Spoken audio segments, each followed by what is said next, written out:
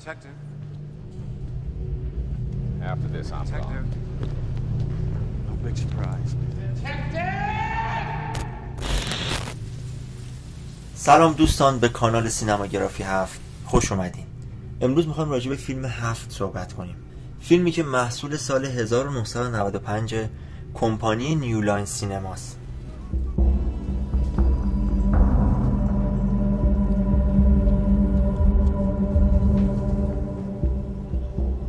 که در واقع یک فیلم تریلر روانشناسانه آمریکاییه که به نوعی میشه گفت ژانرهای جنایی و وحشت رو با هم ترکیب کرده و ستاره های بازیگری فیلم رو هم براد پیت، مورگان فریمن و کوین اسپیسی تشکیل میدن.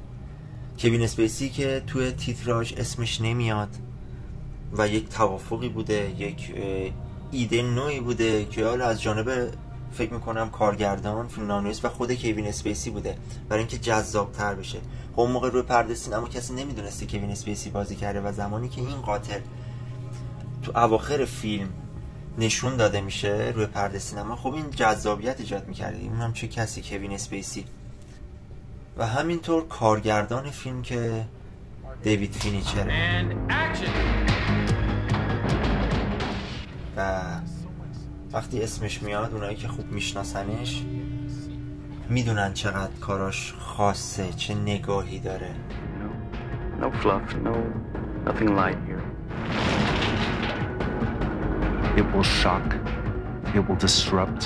It's so hot, so exciting, so terrifying that I can't even go into it because you won't even believe what I'm talking about. Have you ever seen anything like this? No.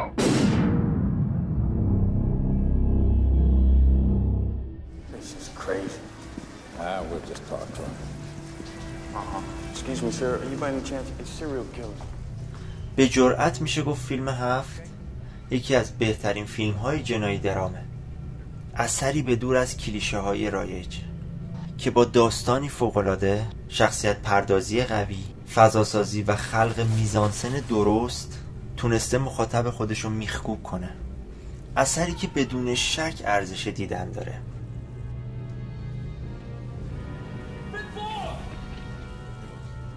حتی میشه چند بار دید این فیلمو.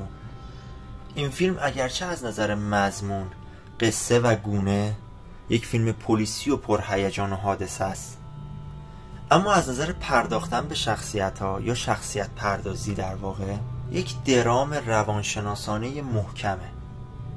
فیلمیه که قطعاً به دیدنش بارها و بارها ترغیب شدید، چه اونایی که یک بار این فیلم رو دیدن، چه اونایی که هنوز ندیدنش، که واقعاً گزینه مهمی رو از دست دادن.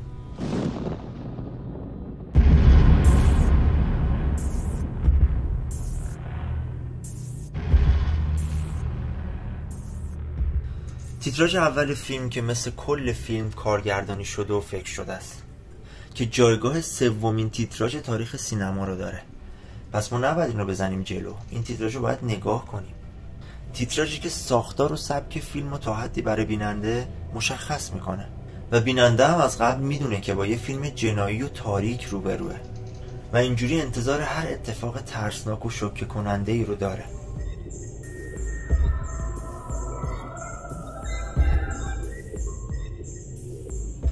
تیتراژ ابتدایی فیلم وامدار سبک اکسپرسیونیستی است و المانایی مثل کنتراست رنگ‌های تاریک و سیاه و سبک خاص کات‌ها که اصولاً تو تیتراژهای فیلم‌های ترسناک استفاده میشه، رنگ و بوی فیلم رو در آغاز به ما نشون میده و ما رو آماده میکنه. تو فیلم 7 قاتل یا همون کوین اسپیسی مقتولاشو بر اساس 7 گناه کبیره، یعنی تکبر، طمع، شهوت، غضب، شکمپرستی، حسد و تنبلی به قتل میرسوند و اونا رو یه جوری از بین میبره که یادآور گناهی باشه که مرتکب شدن. فیلم داستان همیشگی حبوط انسان آلوده است، حبوط انسان آلوده و گناهکار بر روی زمین، گناهی که از این منظر نابخشودنی است و آدمی باید تاوان اونو پس بده. تو محیط فیلم این سیاهی تو ذات همه آدما سایه افکنده. بنابراین یه جورایی انگار همه محکومن. واسه همینه که فضای فیلم سیاه و آلوده روایت میشه، کاملا دارک، کاملا تاریک، شهری تیره و بارونی. قاتل به حکم وظیفه‌ای که از طرف قدرت برتر به عهده اون گذاشته شده، گناه هر کسی رو به خودش برمیگردونه. جمله‌ای که تو آخرین صحنه‌ها توی ماشین به میلز میگه که گناه انسان رو از ایمان دور میکنه. توی ماشین با اعتماد به نفس بالا میگه که من حتی برای اونا عزاداری هم نمیکنم. که مورگان فریمن بهش میگه یعنی این کاری که تو میکنی با اراده خداونده؟ منظورت اینه؟ و اون برمیگرده میگه خدا راههای زیادی برای نشون دادن قدرتش داره. یه جورایی اینو تایید میکنه.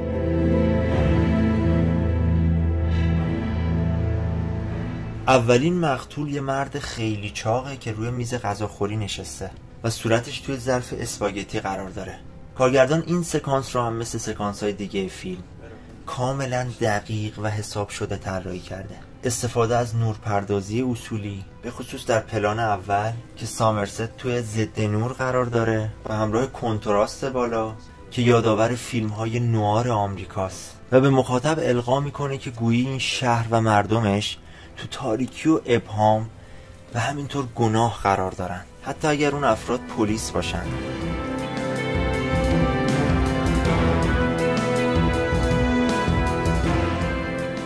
هوای ابری و بارش بارون دائمی تو این فیلم نماد اندوه و افسردگی تو این شهره. همینطور حرکت دوربین تو فضای تاریک که شخصیت‌ها رو دنبال میکنه، کاری که بر عهده تصویربردار ایرانی فرانسوی یعنی داریوش خنجی بوده، باعث میشه که مخاطب بتونه با شخصیت‌ها به طور کامل همزاد پنداری کنه. همه اینا شد یه سبک و یه امضا برای فینیچر که اون رو تو این فیلم و فیلم‌های دیگه‌اش استفاده کرد.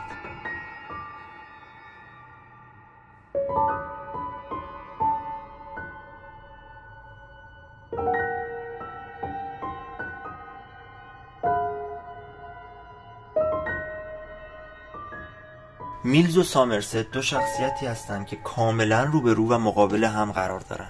دو شخصیت متضاد عقلگرا و غریزه‌گرا که شما رو یاد تقسیم بندی معروف روان انسان از نظر فروید میندازن که از همین سکانس شروع میشه. زمانی که بیننده تصویر این مرد چاقو میبینه، حالت اشمئز بهش دست میده. فردی که اونقدر غذا خورده که رگ‌هاش متورم شده و بیرون زده. اینجا مخاطب حالش بد میشه از این اتفاق. یعنی لحظه اول فکر میکنه که این طرف چقدر خورده، چرا این کارو کرده، حتی بدش میاد از اون شخصیت، از اون مقتول، و تو نگاه اول شاید حتی دلتونم نسوزه.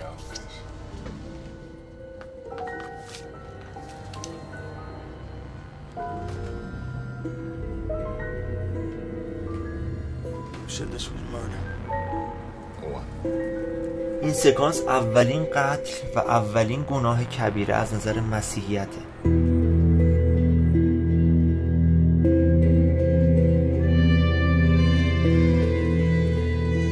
کارگاه‌های ما از نور وارد تاریکی میشن، وارد فضای تاریک این گناه. سبک زندگی مقتول که معتاد به تماشای تلویزیون و خوردن غذاست. برای کارگاه‌ها مرگ فرد چاق ناراحت کننده نیست و انزجار اونا هم تو رفتارشون مشخصه. اول فکر میکنن مقتول از خوردن زیاد به این روز افتاده، اما با صحنه‌ای مواجه میشن که مقتول دست و پاش بسته است و اونو مجبور به خوردن غذا کردن. سامرست برخلاف همکار و رئیسش که میخوان ماجرا رو فیصله بدن، این جنایت رو یه اقدام هدفمند و تازه شروع یک اتفاق بزرگ و خطرناک میدونه و این آغاز ماجراست. 7 تا به امروز عمیق‌ترین و مهمترین اثر فینیچره که تو پس لایه‌های پیچیده و تو در توی خودش آدم رو به تأمل و تفکر وامی داره. تو شهری بدون خورشید، تو شهری غمبار، شهری تیره و ابری که بارش بارون دائمی همونو پاک نمی‌کنه، انگار این شهر داره مکافات آدمای آلوده است. همون جهنمی که قاتل داستان تو یادداشت قتل اول خودش به اون اشاره میکنه. راهی که از جهنم به بهشت ختم میشه، راهی طولانی و بس دشوار.